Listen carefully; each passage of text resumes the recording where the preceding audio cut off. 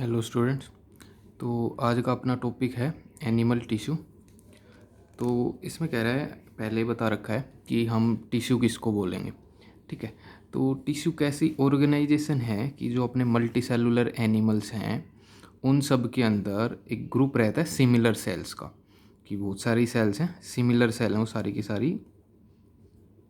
तो ये सारी सिमिलर सेल अगर सेम फंक्शन परफॉर्म करती हों मिलके, अगर ये सारी सेल सेम फंक्शन परफॉर्म करती हो बॉडी के अंदर इकट्ठी होके, और इनके इन बिटवीन थोड़ा सा मैट्रिक्स हो, सब्सटेंस भरा हो इन बिटवीन, इन सब को एक साथ रखने के लिए इनके इन बिटवीन कुछ सब्सटेंस प्रेजेंट हो, तो उसको बोलेंगे इंटरसेलुलर सब्सटेंस। सेल्स के इन बिटवीन जो सब्सटेंस फिलअप होगा, और जो ये पूरा ग्रुप ऑफ सेल जब इकट्ठा मिलके एक काम करेगा तो हम इसको क्या बोल देंगे, वो ग्रुप ऑफ सेल मिलके क्या बना रहा होगा, टिश्यू बना रहा होगा। तो कह रहे हैं एनिमल टिश्यू किसको बोलेंगे कि जो मल्टी सेलुलर एनिमल्स होते हैं उनके अंदर एक ग्रुप ऑफ सिमिलर सेल्स, जो सिमिलर सेल्स हैं और किसके साथ हैं वो cells, along with intercellular substance, कि उनके इन बिटवीन सब्सटेंस फिलअप है, मैट्रिक्स है, और वो पूरा एक ग्रुप ऑफ सिमिलर सेल क्या कर रहा है, परफॉर्म ए स्पेसिफिक फंक्शन, कोई पर्टिकुलर फंक्शन अपनी बॉडी में परफॉर्म करने लग रहा है। तो अगर ऐसा ऑर्गेनाइजेशन अपनी भी बॉडी में मिलता है तो उसके लिए हम क्या वर्ड यूज करेंगे, टिश्यू वर्ड यूज करेंगे। तो कह रहे हैं such an organisation is called tissue. तो टिश्यू क्या होता है, ग्रुप ऑफ सिमिलर सेल्स जो क्या सेम फंक्शन परफॉर्म करती हूँ, तो वो बोला जाएगा टिश्यू बोला जाएगा। अब है वो टिश्यू अपनी बॉडी में जो अलग अलग ग्रुप ऑफ सेल से बनता है वो अलग अलग टाइप्स का है। तो जो जितने भी कॉम्प्लेक्स ऑर्गेनिज्म हैं, all complex animals consist of only 4 basic type of tissue, कि ओवरऑल जितने भी कॉम्प्लेक्स ऑर्गेनिजम्स की बॉडी बनी हुई है उसमें बस कितने टाइप के टिश्यू मिलेंगे, मेनली 4 मेन टाइप्स हैं जिनमें पूरा टिश्यू डिस्ट्रीब्यूशन है। और ये टिश्यू इकट्ठा होकर फिर क्या बनाएंगे, these tissues are organise to in specific proportion and pattern, क्या बनाने के लिए, टू फॉर्म एन ऑर्गन। तो अलग अलग टिश्यू अगर इकट्ठे हुए तो अपने ऑर्गन बन जाएंगे, जैसे स्टमक बन गया, लंग्स बन गया, हार्ट, किडनी, ये अपनी बॉडी में सारे ऑर्गन्स हैं। बट ये ऑर्गन्स कैसे बने हुए हैं, टिश्यू से मिलके बने हुए हैं। तो ग्रुप ऑफ सेल तो इकट्ठा होकर टिश्यू बना देती है और टिश्यू का ग्रुप इकट्ठा होकर ऑर्गन बना देता है। और जब ऐसे ऑर्गन मिलके काम करने लग जाते हैं तो क्या बोला जाता है, ऑर्गन सिस्टम। तो कह रहा है व्हेन 2 और more organs perform a common function, कि 2 ऑर्गन मिलके सेम काम करने लग गए, कैसे, बाय देयर फिजिकल और केमिकल इंटीग्रेशन, या तो फिजिकली वो पास पास काम कर रहे हैं या उनमें केमिकल इंटीग्रेशन है, उनमें चीज़ों का, केमिकल्स का, प्रोटीन्स का और लिपिड्स वगैरह का वो ट्रांसफ़र हो रहा है एक से दूसरे के अंदर, तो दे टुगेदर फॉर्म ऑर्गन सिस्टम। तो ऐसे ऑर्गन्स मिलके क्या बना देंगे, ऑर्गन सिस्टम बना देंगे। जैसे फॉर एग्जांपल क्या बन रहा है अपनी बॉडी में, डाइजेस्टिव सिस्टम बन रहा है। तो डाइजेस्टिव सिस्टम में कई ऑर्गन इन्वॉल्व हैं, इसमें स्टमक भी है, इंटेस्टाइन भी है, लीवर भी आता है ग्लैंड की फॉर्म में, सलेवरी ग्लैंड भी आता है, पेनक्रियाज भी आता है। तो सारे मिलके डाइजेस्टिव सिस्टम की तरह काम कर रहे हैं। ऐसे ही अपने रेस्पिरेटरी सिस्टम्स हैं जिसमें लंग्स आता है, ट्रैकियल ट्यूब, एक्सटर्नल नोस्ट्रिल, वो सब आते हैं, तो वो रेस्पिरेटरी सिस्टम बन जाता है। तो अपनी बॉडी में ये ऐसे हायरार्की है, हायरार्की मतलब ऑर्गेनाइजेशन है, कि पहले सेल्स के लेवल पे काम हो रहा है, फिर जब ग्रुप ऑफ सेल्स इकट्ठा हो जाए तो क्या बन जाएगा, टिश्यू बन जाएगा। जब ग्रुप ऑफ टिश्यू इकट्ठा हो जाए तो अपनी बॉडी में क्या बन जाएंगे, अलग अलग ऑर्गन्स बन जाएंगे। और जब ऑर्गन्स भी मिल के काम करने लग गए तो वो क्या बन जाएगा, ऑर्गन सिस्टम बन जाएगा। तो ये हायरार्की है कि सेल से बनेगा टिश्यू, टिश्यू से बनेंगे ऑर्गन, ऑर्गन से बनेगा ऑर्गन सिस्टम।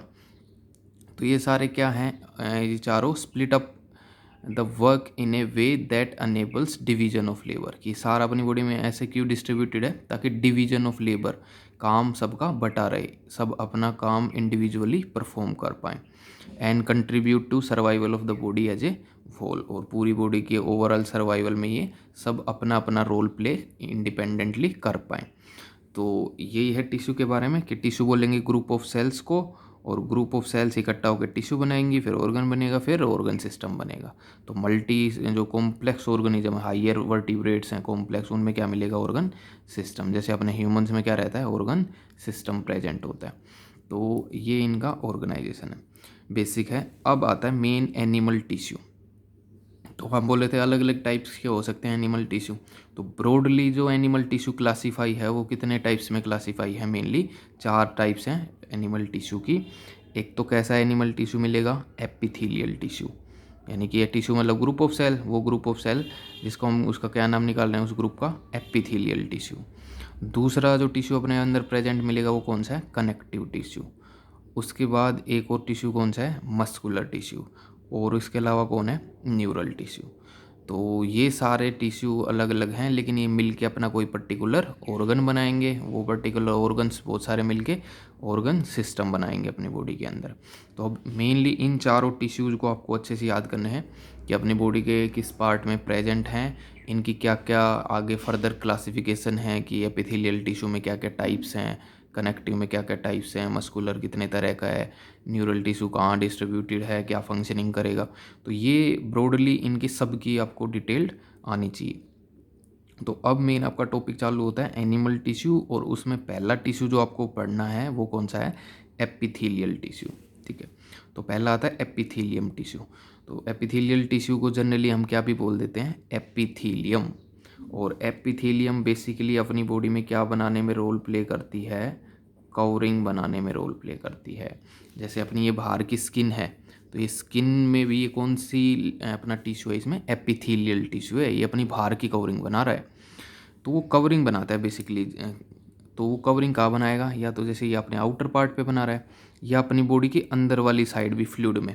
जैसे अपनी ये ब्लड वेजल है जिसमें आर्टरी है, मान लो इसमें ब्लड जा रहा है, इसमें से ब्लड जा रहा है, तो इसकी भी जो अंदर वाली लाइनिंग है ना, इसकी भी अंदर वाली लाइनिंग वो भी किसकी बनी हुई है, एपिथेलियम की। आर्टरी, वेन, इन सब की भी वो भी इसी की बनी हुई है।